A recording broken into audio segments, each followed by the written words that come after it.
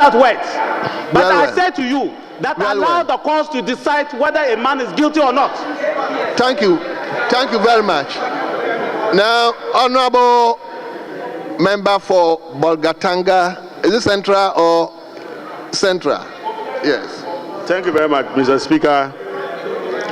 Mr. Speaker, I am very sad that in our country the biggest perceived enemy of our economy is being defended the way my colleagues are doing. And everybody knows. And everybody knows. No. Everybody knows. Everybody knows. Honorable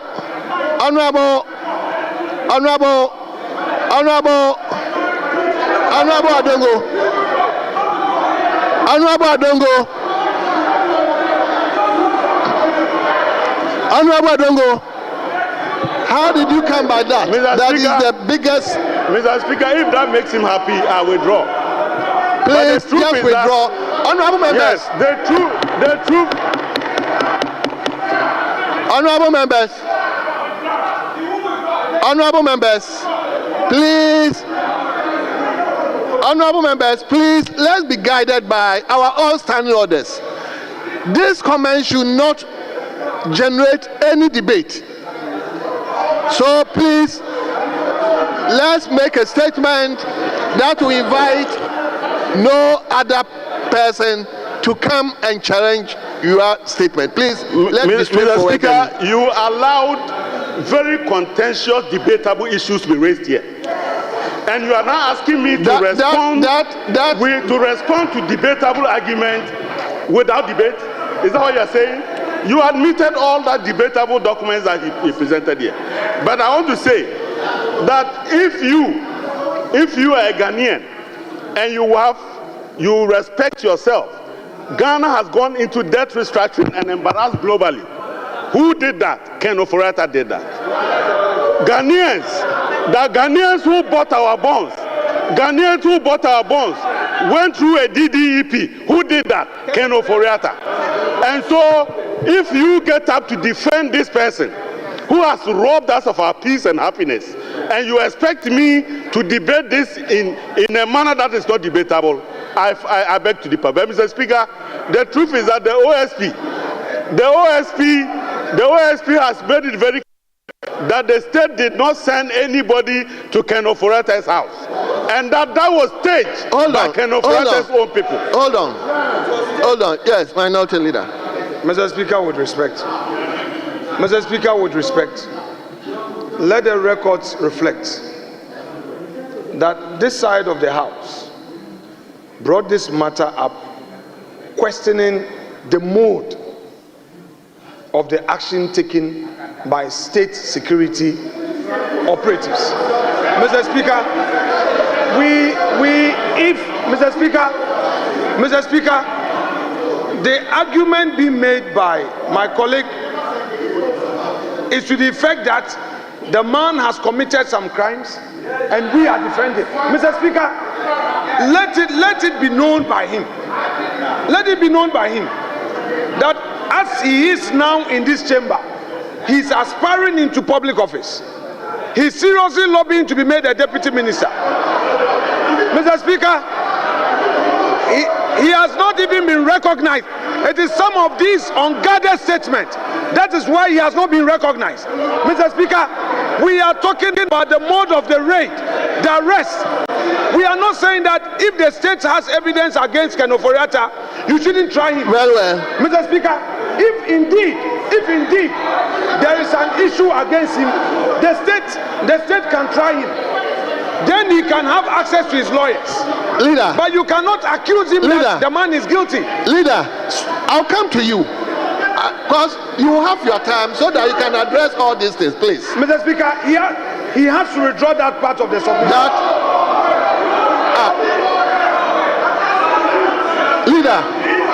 Leader, which part? These are my views. Go on. Yeah, they are my views. The minority leader doesn't tell me what to say in this house. He doesn't dictate to me what I say in this house. And I'm saying that when as a government you decided to violate the Public Financial Management Act with impunity, this day was coming, and it has arrived. The Public Financial Management Act is very clear. The Public Financial Management Act is very clear that you cannot commit this state to a multi-year contract without the Minister for Finance, himself issuing a commencement certificate. And yet, after he issued a commencement certificate, he was still drawing on contingency fund as if he didn't know about the project. And he thought that you could do that as long as you want. But the subject is that the OSP has spelled out the reasons why he's looking for him. And I'm discussing what the OSP is calling him for.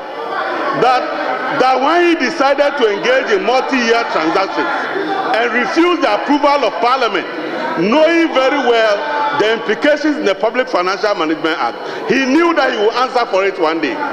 And that you are now asking us to do what? Not to discuss a fugitive. We shouldn't discuss a fugitive. Is that what you're asking? Or I should clean him up even though he's a fugitive? So when you came here, you knew that the product you are selling, you could not sell it. And we warned you. We warned you and you did. You can warn me as long as you want. But the important thing is that the OSP has stated. Thank you. The OSP has stated that he didn't send anybody. Thank you, Honorable Adongo. Why are you running away? Why are you running away? Honorable Osenyako. Thank you, Mr. Thank you, Mr. Speaker. Mr. Speaker.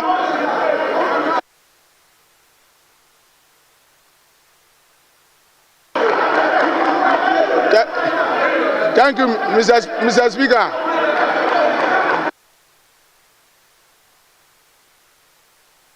Thank you, Mr. Speaker. Mr. Speaker, Mr. Speaker, I have come in peace. I have come in peace. You've come in peace. Mr. Speaker, you said you've come in peace. Yes. Very well. Let's listen to you. God willing, Ghana will be 68 years this year. Mr. Speaker, we have seen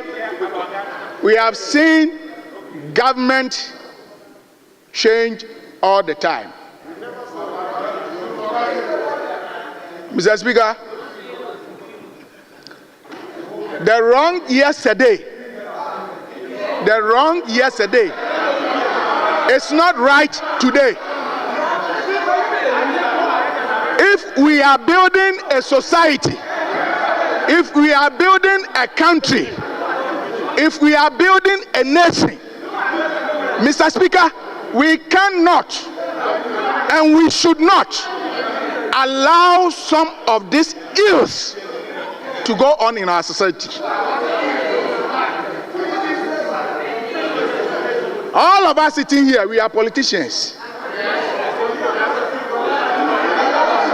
All of us. Tomorrow, it could be you. Today you think it is Mr. Ken Ofori-Atta, so it is okay. I will speak against it if it was meted to you. The fact that similar issue or same thing was done in 2017 doesn't mean that we should repeat same this time. You should listen to me. Mr. Speaker, I am sad. I am sad for Mother Ghana. I am sad for we as a politician because tomorrow it will be your turn. And I cannot sit because I'm in the opposite side, so I'll sit down and watch you be treated this way. Mr. Speaker, if you want to build a nation, if you want to build a democracy, let us use the laid down procedures. I am not speaking to shield anybody. The laws are clear. that if anybody is found guilty of committing any crime, there are laid down procedures to deal with such matters. We don't use a Rambo style action to go to somebody's house. I have just a caution. I have a message for the president. President Mahama should listen to me. Mr. President, Ghanaians voted for you massively so that you come and unite this country. Thank you. They did not vote for you to come and divide this country. Thank you. If he want to leave a legacy long after he has leave his office, then I am begging him that he should use the laid down procedure to address some of these matters. Thank you, honorable member. And stop the buga buga. Thank you so much. Help this country. Thank you. Thank you so much. Let me come to Mr. Speaker, I'm very grateful for this opportunity. Mr. Speaker, I am one of those who believe that what is wrong yesterday is also wrong today.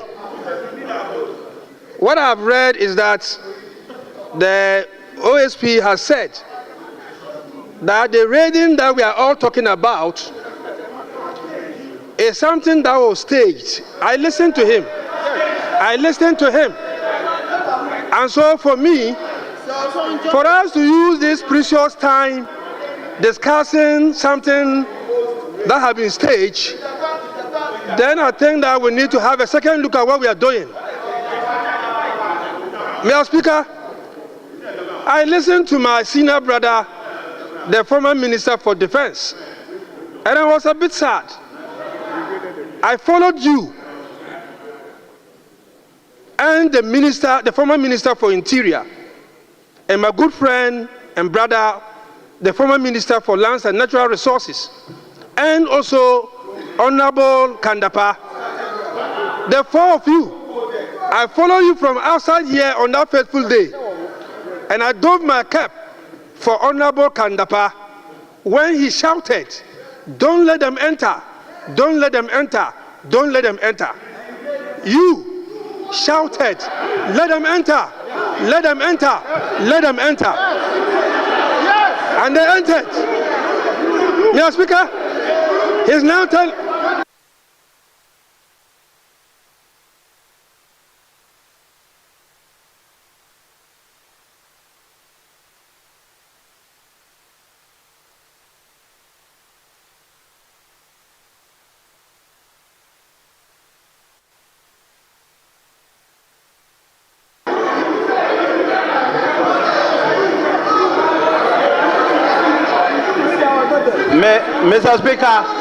Mr. Speaker, first of all, I want him to know, and he knows me very well, that where I come from, I'm not a coward. I can never be a coward. He knows that where I come from, I can't be a coward. I will never be a coward. Otherwise, I cannot go home. And Mr. Speaker, I want to repeat that I am not a coward. I can never be a coward, otherwise I cannot go home. He knows where I come from. And let me tell you, you have no evidence. Thank you. Not a single shred of evidence. And I want him to withdraw that statement because it's a direct attack on my person, on my family, my tribe, where I come from, and you are putting people in danger for no reason. If you don't have any evidence, withdraw it. It's very unfortunate that you will make a statement against Ambrose. He's not here to defend himself. Make a statement against me, and I can defend myself. It's wrong. You have no evidence. You heard it. You heard it. It's very unfortunate. Do you even know when the soldiers came? Do you know where I was? Honorable members. When the soldiers came in, do you even know where I was that day? Do you know where I was? Honorable members. If you are using soldiers to intimidate Ghanaians, including myself, Honorable, if you are using soldiers to intimidate Ghanaians, including myself, chasing my car, that is not democracy. That is not democracy. You use soldiers to chase me. That is not democracy. That is not democracy. Don't accuse me. You have no evidence. Withdraw it. Well, honorable members, I will see the seat to the first deputy speaker. Meanwhile, you may continue.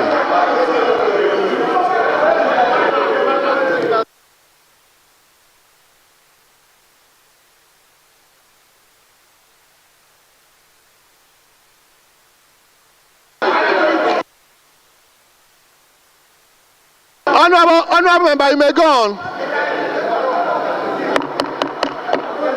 Honorable Yusuf, you may go on. Mr. Speaker, I started by saying that the defense minister is my brother. And indeed, I know where he's coming from. Where he's coming from, that is where I'm coming from. We are brothers. We are the same people. And so I was shocked that day when he was the one ushering in the military men to come and kill his own brothers. Mr. Speaker, he's saying that there was no democracy at that time, and that there was no government in place, and that he wasn't the minister at that time. And so whatever happened, he wasn't bothered. This is what he just said. Mr. Speaker, the very people who did that are still in the system. I want to call on you. On this day, we have their pictures to order an investigation so that we will get to the bottom of this issue. But I am a Muslim and a serious and pious Muslim. And the last thing I will do is to tell lies on my own brother. I have said what we call the kalima. I believe in Allah.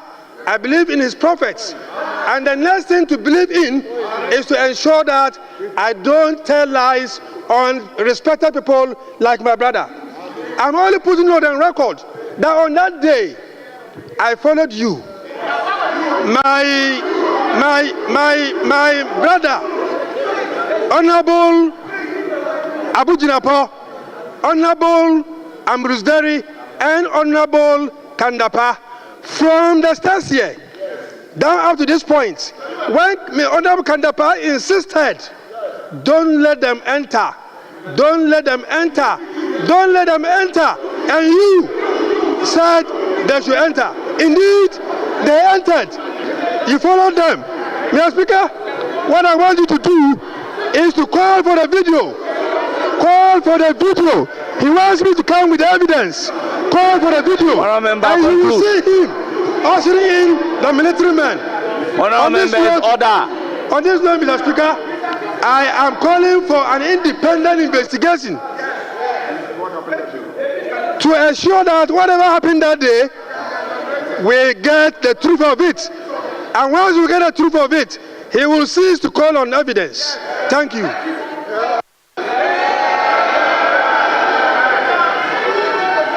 But Mr. Speaker, somebody has accused me. Yes, honorable member. Somebody has accused me that I brought soldiers to come and kill. You don't have the floor. Resume your seat. Please resume your seat. Honorable Nitiwul, resume your seat. Honorable member, you have the floor. Thank you very much, Mr. Speaker. Mr. Speaker. Honorable member, hold it. Mr. Speaker. Honorable members, let's remind ourselves about Order 129 and conduct business in an orderly manner. I will not hesitate to apply the rules. Honorable member, you have the floor.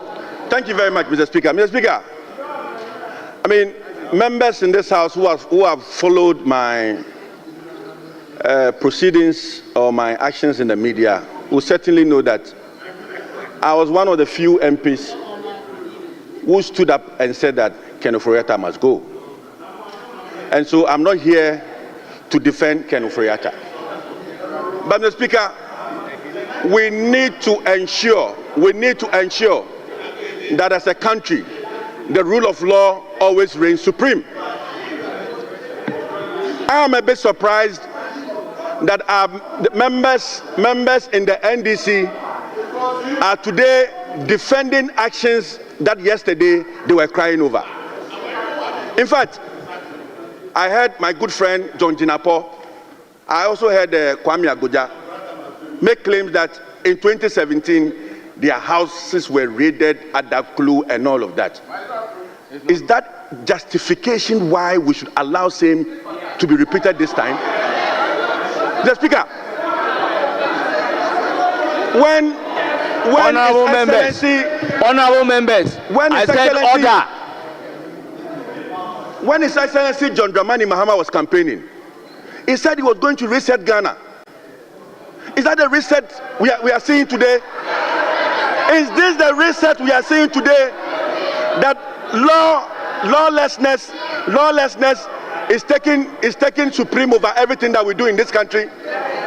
That today Richard Jakpa can walk into the houses of Ken Ofori-Atta and raid the house and be picking documents when he has no warrant. Mr. Speaker, today the OSP, we all heard him, and the OSP declared Ken Ofori-Atta as a fugitive. Mr. Speaker, I'm wondering the legal basis for the OSP to declare Ken Ofori-Atta as a fugitive. Mr. Speaker, a fugitive is someone who has escaped from custody or is evading a lawful arrest warrant. What warrant does the OSP has that today the OSP will be saying that Ken Ofori-Atta has escaped from this country? We all know that the finance minister, one of the reasons why he had to quit his job was that he was not feeling well. And so if the man travels out of this country for medical reasons, and knowing very well, when there has been enough communication between the OSP and Ken Ofori-Atta, and you stage this press conference just to embarrass the man, I am sharply the OSP, and declare the man as a fugitive. That is what John Jinapor said. Leader, you said nothing about it. John Jinapor said the man has been declared as a fugitive, and you know the definition of a fugitive as Ken Ofori-Atta. Honourable member, I recognize the majority leader. Mr. Speaker, we need to be cautious.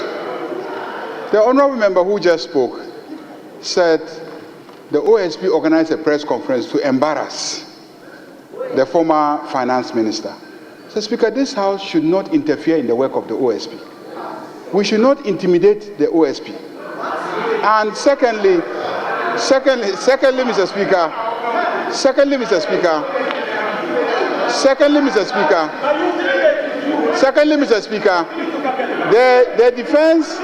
the former defense minister said soldiers were sent to the residence of the former finance minister. Mr. Speaker, nobody has tendered evidence in this chamber that soldiers were sent. Mr. Speaker, they are talking about one Mr. Jakpa. The man is not a soldier. The man is retired. He left the army, and he is an officer, I believe, of national security of the state. So please, let's not sit here and say things that would dent the image of the men and officers of the Ghana Armed Forces in uniform. So let's be careful. Let's be careful when we say that soldiers were sent, because no soldier was sent to the residence of the defense minister. Mr. Speaker, please, let's be cautious. Honorable Minority Leader, I recognize Honorable Majority Leader on a point of order. Are you also on a point of order against the point of order? Mr. Speaker, with the greatest respect, take it easy. He didn't say he was up on a point of order. Mr. Speaker, he didn't say so. He didn't say so. And please allow, he made an intervention for the good of us. I am back on the same level, please. Mr. Speaker, I agree with the Honorable Leader of the House that we should tread cautiously. Rightly so.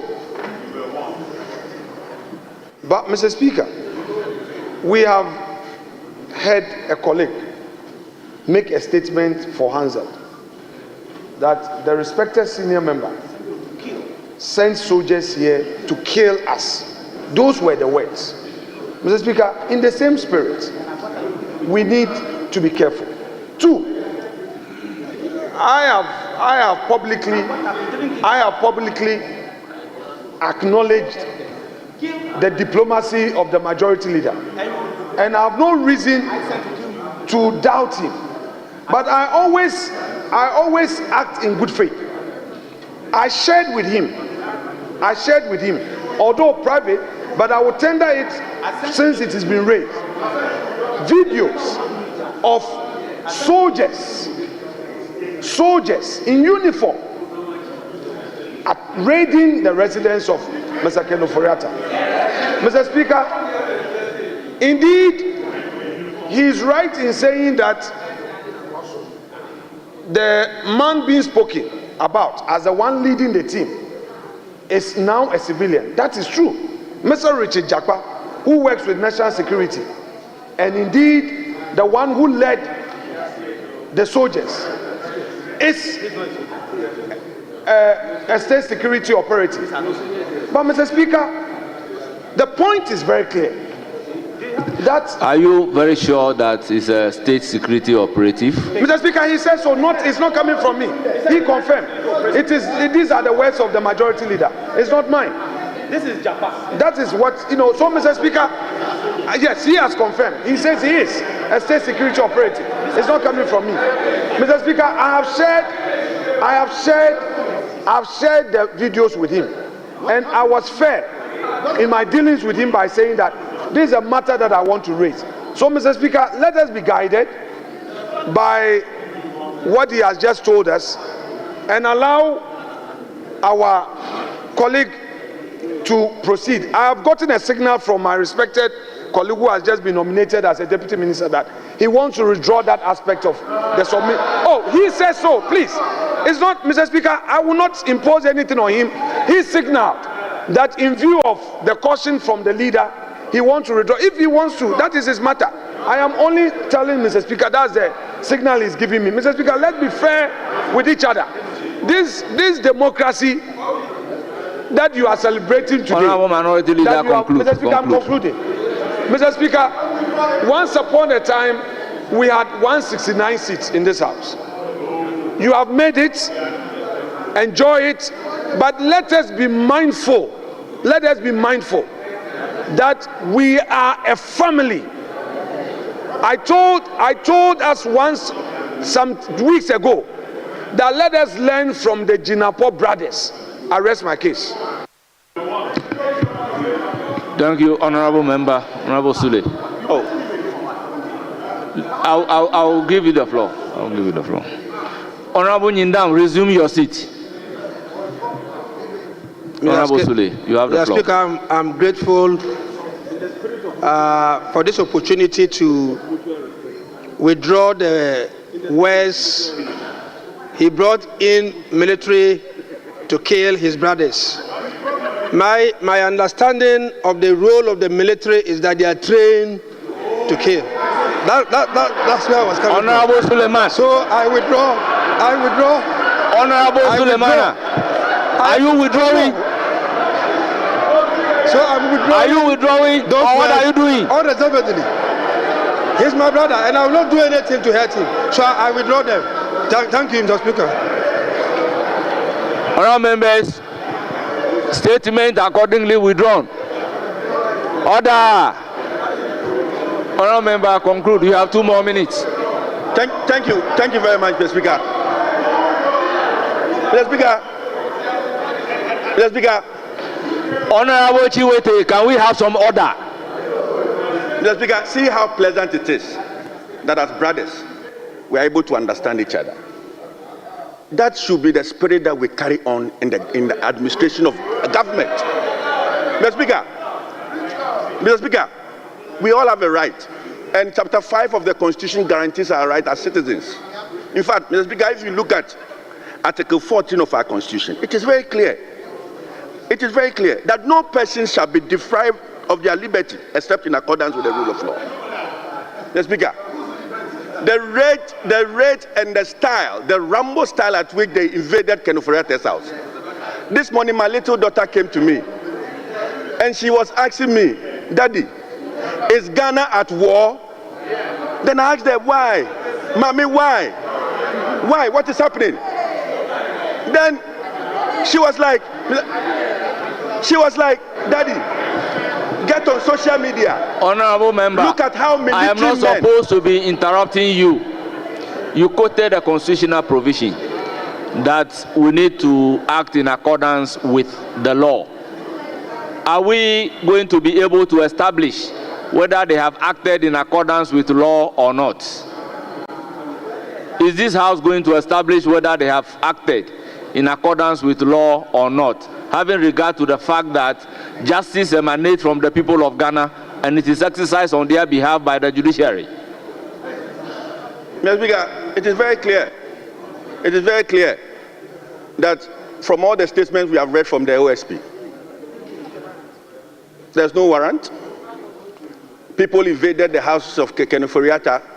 Today, even the OSP that we all thought that led that attack is even running away from the fact that he led those attacks to Ken Ofori-Atta's house.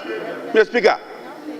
Speaker, today we have a former military person who has been caught on video, clear video, invading the house of Ken Ofori-Atta. Mr. Speaker, that should not happen. I'm saying that. Honorable member, did I hear you say he's running away from the facts? Yes. He made a categorical statement that the people are imposters. Who made that statement? And he didn't authorize them. Well, and you said he's running away from that particular fact, as if he authorized them and now running away from them. Mr. Speaker, Mr. Speaker, I appreciate your guidance. I appreciate your guidance. But Mr. Speaker, we are all in the media space. We know what is happening. We know what people are saying. I am saying that this morning, newspapers carried that the OSP, in fact, the Herald newspaper carried that the OSP is the one that undertook this exercise. In his press conference, it denies that fact. It denies that fact. All I'm telling my colleagues is that we live in a country where a president has been given over 56% of votes. He promised, now come and sit down, Kwame, sit down. It doesn't matter. Give him 100%. He promised Ghanaians that he's going to reset the entire system. But Mr. Speaker, today what we see in administration, in the administration of the NDC, it's more like a coup d'etat had happened in Ghana.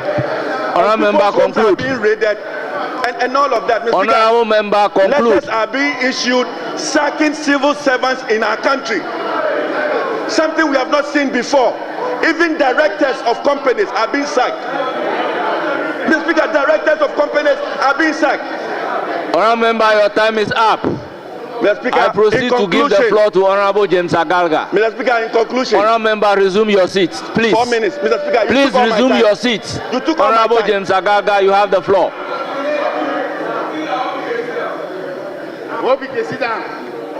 Mr. Speaker, the statement made by the Deputy Minority Whip was made in the realm of the purported violation of the rights of the former finance minister. If my understanding of that statement serves me right, Mr. Speaker, then of course we have reason to ask ourselves which of the human rights provisions enshrined in Chapter 5 of the 1992 Constitution has been violated. That is the question. The maker of the statement cited a judicial decision in support of the statement. Now, that particular judicial decision, I didn't hear him well, but he mentioned Director of Prisons. That particular judicial decision relates to fair trial principles. But, Mr. Speaker, in the case of the Minister for Finance, he is not on trial. And so the principles enshrined in Article 19 of the Constitution will not apply to him for now. The closest we can come to, Mr. Speaker, in terms of the human rights provisions in our Constitution, would be Article 15 of our Constitution. And Mr. Speaker, I will take you through Article 15. And I expect, with the greatest of respect, the minority leader to respect the fact that I am truly a human rights advocate, and he can bear testament to that fact. So let him not interrupt me when I am advancing my arguments. Honorable Member, you are not interrupted in any manner. Address the chair. Article 15 of our Constitution talks about the respect for human dignity. And this is what it says. The dignity of all persons shall be inviolable. 2, no person shall, whether or not he is arrested, restricted, or detained, be subjected to A, torture, or other cruel, inhuman, or degrading treatment or punishment. B, any other condition that detracts or is likely to detract from his dignity and worth as a human being. It goes on and on and on, but those are the relevant provisions I want to relate to. Mr. Speaker, the question is, Honorable Ken Ofori-Atta has not been arrested.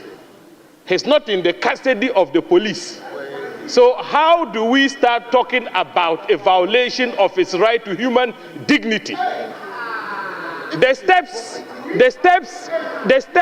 that have so far been taken by the special prosecutor. Honorable Stephen Amwa, let's listen to him in silence.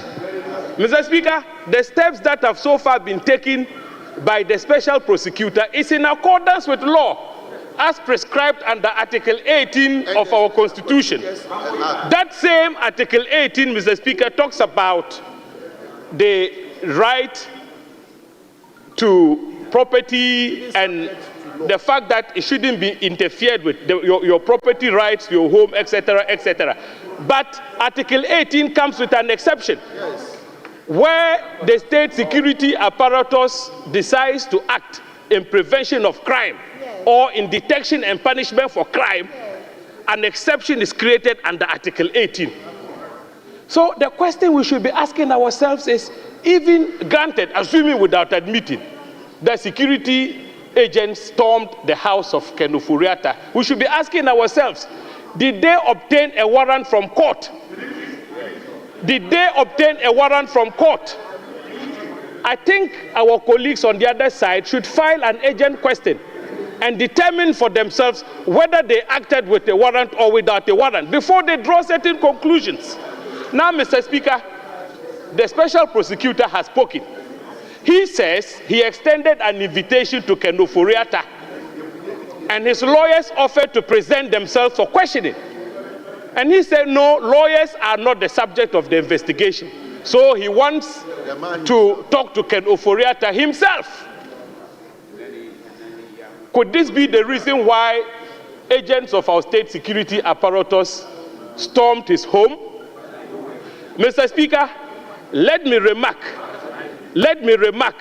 that when Honorable John Jinapor's home was stormed, there was no prior invitation extended to him by any state security agency mandated to investigate any matter. Likewise, the home of Dominic Ayene, the current Attorney General, was stormed, equally stormed. What was his crime? His crime was that he only wrote a legal opinion. A legal opinion warranted the storming of his home without a prior invitation from the police. These are the facts we should compare and contrast. And so, having said that, I did indicate that I, as a lawyer, a human rights advocate, Honourable Member, conclude. was struggling to establish for myself which of the provisions of our constitution have been violated. I found none. Ken Ofori-Atta can submit himself to the law for purposes of investigation, and when there are violations, I'll be the first to speak for and on his behalf. Not until then. He should be law-abiding, come back home, and engage with the special prosecutor so that the allegations that have been leveled against him can be dealt with. Thank you for the opportunity, Mr. Speaker. Thank you very much. Your time is up.